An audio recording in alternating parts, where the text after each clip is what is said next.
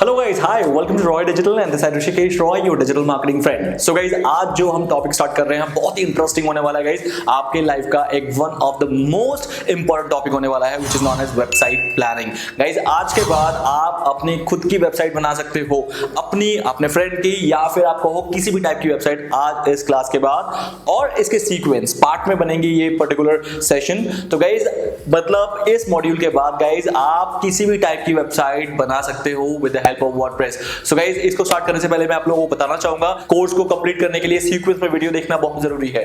तो गाइस आइए चलिए शुरू करते हैं। तो आज मैं आप लोगों से जो शेयर करने वाला हूं वो है website planning. Guys, website planning क्या होता है? वेबसाइट प्लानिंग मतलब किसी भी वेबसाइट को बनाने से पहले उसकी प्लानिंग की जाती है और उस प्लानिंग के अकॉर्डिंग ही फिर आप अपनी वेबसाइट को क्रिएट करना शुरू करते हो। Now let's talk about guys, website बनाने के लिए आपको किस किस चीजों की रिक्वायरमेंट होती है। नंबर 1, सबसे पहले गाइस आपको एक डोमेन नेम चाहिए होगा। Now what is domain name is, उस पर थोड़ी चर्चा कर लेते हैं। गाइस, डोमेन नेम होता है किसी भी वेबसाइट का एड्रेस, एक काइंड ऑफ वेब एड्रेस जिसके थ्रू आपकी वेबसाइट पे कोई आएगा। अगर आपकी वेबसाइट का कोई भी डोमेन नेम नहीं है तो nobody can land on your website, because उसको पता ही नहीं चलेगा, उसको एड्रेस ही नहीं मिलेगा कि किस तरीके से आपकी वेबसाइट में आया जाए। तो डोमेन नेम आपकी वेबसाइट का एक यूनिक एड्रेस होता है। डोमेन नेम इस वर्ल्ड में यूनिक होना चाहिए और होता है। मतलब आप जो भी डोमेन नेम रख रहे हो, फॉर एग्जांपल मैं flipkart.com हूं, तो flipkart.com एक लौता डोमेन है इस पूरे वर्ल्ड में, उसका कोई भी रेप्लिका नहीं हो सकता। जैसे फोन नंबर, एक फोन नंबर कभी भी रेप्लिका नहीं हो सकता, लेकिन द सेम वे आपका एक डोमेन नेम भी रेप्लिका नहीं हो सकता है। तो इसलिए आपको एक डोमेन नेम जल्दी से सोचना है कि आप अपनी वेबसाइट का क्या डोमेन नेम रखोगे। अगर आपके पास ऑलरेडी डोमेन नेम है तो कोई प्रॉब्लम नहीं है गाइज। अगर आप फर्स्ट टाइम किसी वेबसाइट को बनाने के लिए बढ़ रहे हो तो गाइज आपको मैं कुछ हिंट देना चाहता हूं। नंबर 1 गाइज, एक वेबसाइट का जो डोमेन नेम होना चाहिए वो बहुत सिंपल होना चाहिए। Try to get a domain name under 15 characters. Characters का मतलब होता है ABCDEF। इस तरह से 15 कैरेक्टर से ज्यादा आपका डोमेन नेम ना हो, इसका ध्यान रखना। सेकंड इंपॉर्टेंट थिंग इज कि आपका डोमेन नेम में आपके इंडस्ट्री का टर्म आना चाहिए कि आपके इंडस्ट्री में क्या है। लाइक फॉर एग्जांपल मेरी डिजिटल मार्केटिंग इंडस्ट्री है तो मेरा जो डोमेन नेम है उसमें मैंने डिजिटल जरूर रखा है।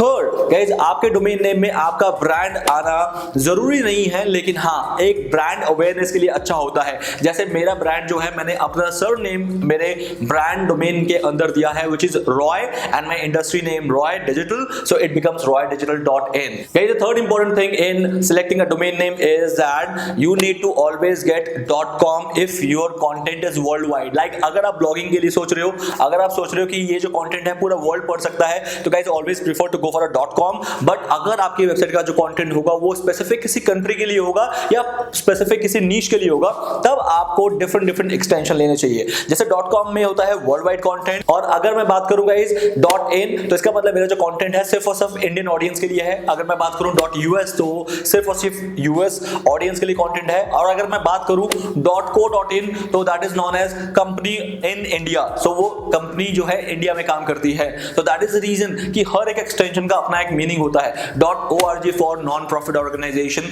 लाइक जितने भी चैरिटी संस्थान वगैरह होती है, पॉलिटिकल पार्टीज होती है, तो उनको .org लेना होता है। .net होता है नेटवर्किंग साइट्स के लिए। ऐसे बहुत सारे तमाम एक्सटेंशंस है जो कि आप डिफरेंट पर्पस के लिए यूज कर सकते हो। लेकिन अगर आप मुझसे रिकमेंडेशन मांगोगे तो मैं ऑलवेज आपको बोलूंगा कि go for .com। So guys, ये था डोमेन और डोमेन से रिलेटेड उसकी जानकारियां। नाउ नेक्स्ट चलते हैं गाइस।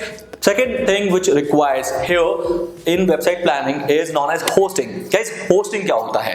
Hosting होता है जैसे हमारे पास हमारे मोबाइल के अंदर मेमोरी होती है जिसके अंदर हम songs, videos, images, pics, messages सब स्टोर होता है। तो इसका मतलब स्टोर करने के लिए हमारे फोन में एक मेमोरी होना जरूरी है। सेम वे गाइस, हमारी वेबसाइट में भी बहुत सारे इमेजेस होंगे, बहुत सारा टेक्स्ट होगा और बहुत सारा काइंड ऑफ डेटा होगा जिसको मुझे स्टोर करना है। अब वो स्टोर करने के लिए ऑफ कोर्स आप अपने लैपटॉप में स्टोर कर सकते हो। अगर लैपटॉप में स्टोर करोगे so nobody is going to see your website. Why? Because आपका लैपटॉप जो है वो प्राइवेट है। तो हमें क्या करना होता है गाइस, हमें स्टोर करना है अपनी वेबसाइट का data, but to a cloud server, to a server जहां से लोग इजीली मेरी वेबसाइट के फाइल्स को एक्सेस कर पाए। एग्जांपल लेके बात करता हूं गाइस, आप जब भी आप गूगल क्रोम में जाते हो तब आप वहां पर एड्रेस बार में अगर flipkart.com लिखते हो तो आपने नोटिस किया होगा कि फ्लिपकार्ट की वेबसाइट जो है आपके सामने खुल के आ जाती है। तो गाइस, वो इसीलिए खुल के आती है क्योंकि फ्लिपकार्ट की जो वेबसाइट है वो होस्ट है किसी ऐसी जगह पे जो कि पब्लिक एक्सेस कर सकते हैं। So guys, that is the reason कि हमें डोमेन के साथ होस्टिंग चाहिए होती है, क्योंकि हमारी वेबसाइट का जो पूरा डेटा होगा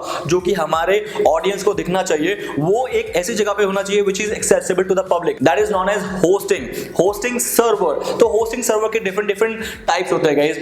There are shared hosting, there are dedicated hosting, there are VPS which is known as virtual private server. तो ये different hosting होते हैं according to the need and according to the requirement. अब बात करते हैं guys shared hosting. Shared hosting वो hosting होता है जिसमें एक ही सर्वर, मतलब वो पूरा एक कैबिनेट होता है जिसके अंदर एक ही सर्वर काउंट होता है, उसका आईपी एड्रेस वगैरह एक ही होता है। उसमें क्या होता है, मल्टीपल साइट्स रन होते हैं। जैसे फॉर एग्जांपल मैंने अगर एक शेयर्ड होस्टिंग लिया है तो उसी सर्वर पे मेरी साइट भी चलेगी और उसी साइट पे मल्टीपल और भी साइट्स चलेंगी। That is known as shared hosting, जैसे कि नाम से पता लग रहा है। डेडिकेटेड होस्टिंग होता है गाइस जिसमें मैं खुद अपने होस्टिंग को अपने प्रेमिसेस में सेटअप करता हूं। एग्जांपल गाइस, मेरी साइट बहुत बड़ी है और मैं नहीं चाहता कि मैं अपने साइट के साथ किसी भी तरह का कॉम्प्रोमाइज करूं, चाहे उसका लोडिंग स्पीड हो, चाहे उसकी सिक्योरिटी हो, चाहे उसका डेटा हो, कुछ भी हो। I don't want to compromise it with by sharing with some other multiple websites. So उस केस में मैं क्या करता हूं, मैं अपने प्रेमिसेस में, because I am a very big company guys, costly होता है डेडिकेटेड सर्वर होस्टिंग का maintenance. That is the reason कि सिर्फ बड़ी कंपनीज इसको करती हैं। तो मैं क्या करता हूं, मैं अपने प्रेमिसेस में, अपनी कंपनी के प्रेमिसेस में, अपने ऑफिस के अंदर मैं उसका एक सेटअप करता हूं, जिससे क्या होता है मैं एक डेडिकेटेड होस्टिंग खुद ही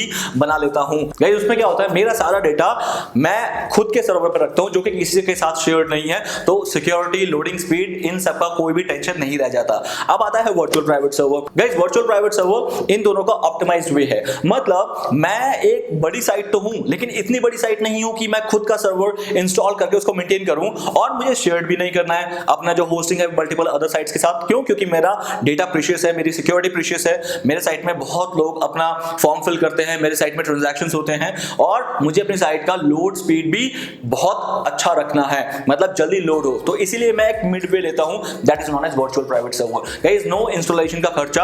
आपको क्या करना है, जिन कंपनीज के साथ ये GoDaddy, SiteGround, HostGator, ये लोग क्या करते हैं गाइस, ये लोग आपको होस्टिंग सर्विस प्रोवाइड करते हैं। वो लोग शेयर्ड होस्टिंग के साथ साथ आपको वर्चुअल प्राइवेट सर्वर भी देते हैं कि आपको सेटअप नहीं करना पड़ेगा, लेकिन आप जो सर्वर लोगे उसमें और कोई साइट नहीं चलेगा, सिर्फ आपकी साइट चलेगी। तो इसका मतलब सिक्योरिटी मेंटेन हो गई, सेम वही चीज हो गई, लोडिंग स्पीड भी आपका मेंटेन रहा, डेटा वगैरह सब कुछ आपका खुद का रहा। तो इसका मतलब वर्चुअल प्राइवेट सर्वर में आप मान के चलो कि आपने ही एक डेडिकेटेड अपना होस्टिंग इंस्टॉल किया है, but not in your premises. आप उसे मेंटेन नहीं करते हो, मेंटेन करने वाली एक थर्ड पार्टी आपने हायर की है जिसको आप हर साल का रेंट देते हो। तो गाइस ये शेयर्ड होस्टिंग से थोड़ा सा एक्सपेंसिव होता है, लेकिन डेडिकेटेड होस्टिंग जितना नहीं होता। तो ये एक मिड वे है अगर आपको कभी भी लगता है कि आपकी साइट में बहुत अच्छा खासा ट्रैफिक आ रहा है। तो गाइस ये था डोमेन और होस्टिंग जो कि आपको प्रेफर करना है। डोमेन होस्टिंग के लिए मैं आपको रेकमेंड जरूर कर सकता हूं गाइस। आपको अपनी अगर वेबसाइट बनानी है तो please follow my steps and मैं आपको रेकमेंड कर रहा हूं जो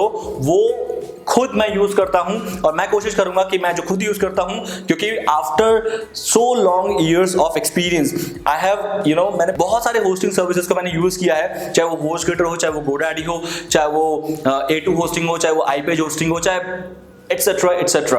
गाइस सबसे बेस्ट मुझे SiteGround का लगा है अभी तक, क्योंकि SiteGround होस्टिंग में एक बंडल आता है जिसमें सिक्योरिटी पैकेज है, जिसमें लोडिंग स्पीड का पैकेज है, जिसके अंदर आप अनलिमिटेड वेबसाइट होस्ट कर सकते हो। तो ये सारी चीजें पॉसिबल है। तो मुझे SiteGround की होस्टिंग ओवरऑल सबसे बेस्ट लगी। नाउ अब मैं बात करता हूँ गाइस, एक वेबसाइट के अंदर मिनिमम 1 पेज होना जरूरी है। तो हमें वेबसाइट के अंदर पेजेस बनाने हैं बहुत सारे। अब पेजेस कौन से बनाने हैं ये कैसे डिसाइड होगा? पेजेस के लिए आपको क्या करना है गाइस, आपको 3 मेजर ऐसी वेबसाइट में जाना है जो कि आपके ही कंपैटिटर हो।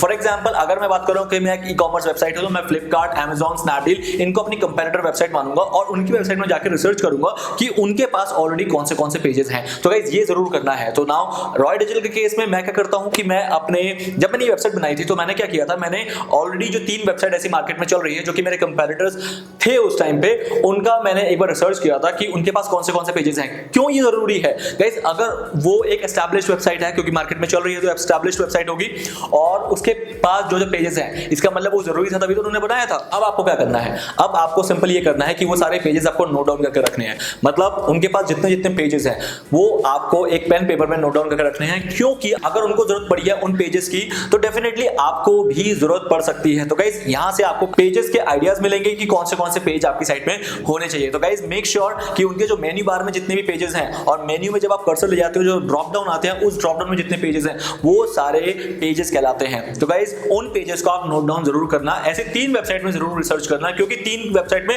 अलग अलग चीजें भी आपको मिलेंगी। जो एक वेबसाइट में नहीं था वो सेकंड में मिलेगा, जो सेकंड में नहीं था वो थर्ड में मिलेगा, और जो थर्ड में नहीं है वो शायद इन दोनों में से किसी में मिल जाए। तो गाइज इसीलिए हमें रिसर्च करना जरूरी है, और मिनिमम एक पेज होना, विदाउट उसके तो कोई भी वेबसाइट बन ही नहीं सकती। और मैक्सिमम आप जितना मर्जी बनाओ according to the need of your website and business. So guys इसीलिए हमें वेबसाइट में पेजेस की जरूरत पड़ती है, क्योंकि वेबसाइट पेजेस बिना बनता ही नहीं है। तो गाइज आपके पास मिनिमम 15 पेजेस होने चाहिए इस तरीके से, जो कि एक नॉर्मल वेबसाइट के लिए रिक्वायरमेंट होती है। अब कुछ पेजेस जो हैं वो लीगली हमें रिक्वायर्ड होती है, like terms and services, legal policies या प्राइवेसी पॉलिसीज। ये कुछ मैंडेटरी पेजेस हैं जो आपको देने हैं, और वो privacy policy, terms and condition आपको खुद लिखनी है, लिखवाने हैं, जो भी करो, लेकिन वो पेजेस जो होते हैं वो मैंडेटरी होते हैं काइंड ऑफ लीगल प्रोसेस के लिए। तो इसलिए मैंने कहा है गाइस वो पेजेस भी देख लेना कि आपके कंपेटिटर्स ने किस टाइप के लीगल पॉलिसीज या टर्म्स एंड कंडीशन मेंशन किए हैं अपनी वेबसाइट के अंदर, उसको भी आपको कॉपी करना है। बट उसे कॉपी करके कहीं पेस्ट मत कर देना अपनी वेबसाइट में, वो आप प्रॉब्लम में फंस जाओगे। क्योंकि अगर किसी ने पढ़ना स्टार्ट किया और उसने देखा कि ये तो किसी और की वेबसाइट का टर्म्स एंड कंडीशन है, तो वहां पर एक थोड़ा सा रेपुटेशन इशू आ जाता है। पर पब्लिश मत करना, सिर्फ आई एम सेइंग कि वहां से आपको कॉपी करना है, फिर उसको अपने अकॉर्डिंग लिखना है। तो गाइस इसीलिए मैं आपको कह रहा हूं कि अगर आपको अपने एक वेबसाइट को अच्छी तरीके से बनाना है तो पेजेस का रिसर्च करना जरूरी है कि कौन से पेजेस मार्केट में चल रहे हैं ऑलरेडी एस्टैब्लिश वेबसाइट में। अब सेकंड चीज बताना चाहूंगा प्लानिंग के अंदर आपको और क्या देखना है गाइस, ये देखना है कि किसी की साइट में फीचर्स क्या क्या है। अब फीचर्स क्या होते हैं गाइस, फॉर एग्जांपल किसी भी साइट में आप देखते हो ना, होम पेज खुलते हैं, उनके टॉप पे स्लाइडर्स आते हैं, उनके प्रोडक्ट के slider, that is a feature. तो अगर आपको वो चाहिए तो please make a note of it, आप उसे लिख के रख लो, क्योंकि आपको भी चाहिए। आप बहुत सारी वेबसाइट में जाते हो, देखते हो राइट बॉटम में नीचे चैट का ऑप्शन आता है, तो आपको क्या करना है कि चैट भी एक फीचर है, तो आपको भी ये फीचर चाहिए, तो मेक श्योर आप क्या करोगे कि आप वो चीज लिख लोगे कि मुझे ये चीज चाहिए। तो गाइस इस तरीके से आपको जितने भी फीचर्स आपको अपने कंप्यूटर के साइट में दिख रहे हैं, और अगर आपको लग रहा है कि वो आपको चाहिए, तो गाइस उसे भी नोट कर लो, क्योंकि फिर आप ज्यादा अच्छी तरीके से प्लानिंग कर पाओगे अपनी वेबसाइट की कि मुझे अपनी वेबसाइट में भी ये फीचर चाहिए। So guys this is what exactly known as planning. तो गाइस प्लानिंग में आपको आगे भी बहुत सारी चीजें बताऊंगा जब हम प्रैक्टिकल करेंगे, और इसको करने के लिए हमें एक वेबसाइट चाहिए। तो गाइस सबसे पहले आपको वेबसाइट बनाने के लिए मैंने ऑलरेडी बता दिया कि आपको डोमेन एंड होस्टिंग परचेज करनी होगी। अगर आप नहीं करोगे तो आप प्रैक्टिकल नहीं कर पाओगे, और अगर आप प्रैक्टिकल नहीं कर पाओगे तो I can bet on it कि गाइस आप कभी वेबसाइट डिजाइनिंग क्रिएशन सीख ही नहीं पाओगे, क्योंकि सिर्फ देखना इट इज नॉट इनफ। इसीलिए आप जरूर करना प्रैक्टिकली, बिकॉज प्रैक्टिकल नहीं करोगे तो समझ नहीं आएगा। रीजन बीइंग जब तक आपके पास डोमेन होस्टिंग नहीं होगा, मैं आपको वर्डप्रेस इंस्टॉल कराना नहीं सिखा पाऊंगा। गाइस नेक्स्ट स्टेप हमारा, जैसे ही डोमेन होस्टिंग हमारा हो जाता है, हमारा नेक्स्ट स्टेप ही वर्डप्रेस होस्टिंग होता है। So guys WordPress is world का नंबर 1 CMS प्लेटफॉर्म है, कंटेंट मैनेजमेंट सॉफ्टवेयर, जिसके थ्रू आप किसी भी टाइप की वेबसाइट बना सकते हो without a single piece of coding. तो वो वर्डप्रेस कैसे इंस्टॉल करते हैं वो भी हम सीखेंगे। वर्डप्रेस इंस्टॉल करने के बाद, अब एक बार हमारा वर्डप्रेस इंस्टॉल हो गया, तो गाइस उसके बाद हमें कभी भी और किसी चीज की जरूरत नहीं पड़ती, क्योंकि हम वर्डप्रेस के डैशबोर्ड में जाके ही पेजेस बनाते हैं, वही फीचर इंस्टॉल करते हैं, वही डिजाइनिंग करते हैं, थीम सेटअप, और you can say that plugins, widgets, ये सारी चीजें हम वर्डप्रेस में करते हैं। गाइस वर्डप्रेस इतना ज्यादा हैंडी है, और अगर एक बार आपको वर्डप्रेस आ गया गाइस, बिलीव मी, आप कल की डेट में फेसबुक जैसी वेबसाइट भी वर्डप्रेस के अंदर ही बना दोगे, वो भी without coding. And I am true on this guys. अगर आपको लग रहा है कि नहीं ये पॉसिबल नहीं है, तो guys I am telling you कि हाँ ये पॉसिबल है, बट उसके लिए आपको कितना नॉलेज है वर्डप्रेस का, कितना इन डेप्थ आपने रिसर्च किया है, कितना इन डेप्थ आपने प्रैक्टिस किया है, उस पर डिपेंड करेगा कि आप वर्डप्रेस कितना अच्छा चला पाओगे। Guys I am telling you, आज इसी मॉड्यूल से अगर आप चाहते हो तो आप अर्निंग स्टार्ट कर सकते हो। कैसे? क्योंकि फ्रीलांसिंग प्रोजेक्ट्स आपको बहुत सारे मिल जाएंगे। जैसे ही आपने सीख लिया कि वेबसाइट कैसे बनाते हैं, तो मार्केट में पता आपको कितनी डिमांड है वेबसाइट बनाने के लिए, और प्लस उसके लिए फ्रीलांसर से कितनी डिमांड होती है। तो गाइज आज से ही आप जो करियर है डिजिटल मार्केटिंग में अर्निंग पॉइंट ऑफ व्यू से वो स्टार्ट हो जाएगा, क्योंकि मैंने भी अपनी लाइफ का करियर यहीं से स्टार्ट किया था। I used to create a lot of website for my friends, for my family members, और यू कैन से दैट फिर मैंने धीरे धीरे लोगों को अप्रोच करना शुरू किया, जिनकी कंपनीज थी या फिर जिनके शॉप से, शोरूम से, उनको अप्रोच करना शुरू किया, और उनको बोला कि सर आपने वेबसाइट बनाया है, तो वो कहते नहीं। मैं कहा करता था कि सर मैं वेबसाइट बना के दूंगा आपका, और मैं आपको इतना चार्ज करूंगा। तो उनको लगता था वाओ यार, इतने कम प्राइस में वेबसाइट बन रहा है, तो ठीक है इनको दे दो, क्योंकि हमारी एक वेबसाइट बन जाएगी। तो गाइज मैंने वहां से स्टार्ट किया था। अगर आज से बात करूं गाइस 9-10 साल पहले, तब मैं वेबसाइट इजीली बना दिया करता था, वो भी विदाउट कोडिंग, क्योंकि मैं कोडर नहीं हूं, मुझे प्रोग्रामिंग नहीं आती, फिर भी मैं वेबसाइट बनाया करता था, और वो भी हार्डली मुझे 2 या 3 दिन लगते थे एक वेबसाइट को अच्छी तरह से एस्टैब्लिश करने में। तो गाइस और एक वेबसाइट के लिए मैं आराम से 10,000 15,000 चार्ज करता था, और एक महीने में कम से कम 3-4 वेबसाइट तो मैं बना ही लेता था, क्योंकि इतने प्रोजेक्ट्स मुझे मिल जाते थे। और आपको भी आजकल में प्रोजेक्ट्स मिल जाएंगे अगर आपको वेबसाइट बनाना आता है। तो गाइस खुश सोचो, अगर एक वेबसाइट का भी कॉस्ट जो है 10,000 रुपीज आप चार्ज कर रहे हो एक एक वेबसाइट बनाने का और आपको पूरे महीने में 2 या 3 प्रोजेक्ट्स भी मिल जाते हैं, तो गाइस आपको सैलरी जितनी इनकम ऑलरेडी घर में बैठ के हो जाती है। तो इसी को फ्रीलांसिंग प्रोजेक्ट कहते हैं। लेकिन आपको उसके लिए वर्डप्रेस आना चाहिए, उसके लिए आपको आना चाहिए कि वेबसाइट कैसे बनती है, वेबसाइट के नॉर्म्स आना चाहिए, इन डेप्थ नॉलेज होनी चाहिए। तो इसीलिए मैं कह रहा हूं गाइस प्रैक्टिकल करना जरूरी है। तो प्लीज आई विश कि आप प्रैक्टिकल करो एंड आई होप आप प्रैक्टिकल करोगे। इस सेशन के बाद जो हम नेक्स्ट सेशन में जाएंगे गाइस वो होगा purely WordPress installation and started creating website, कि हम वेबसाइट बनाना स्टार्ट कर देंगे। That's all for the day and I will say best of luck to your career, because आज इस मॉड्यूल के बाद आप इजीली फ्रीलांसिंग प्रोजेक्ट्स तो एटलीस्ट स्टार्ट कर सकते हो। So guys till then have a nice day, bye bye.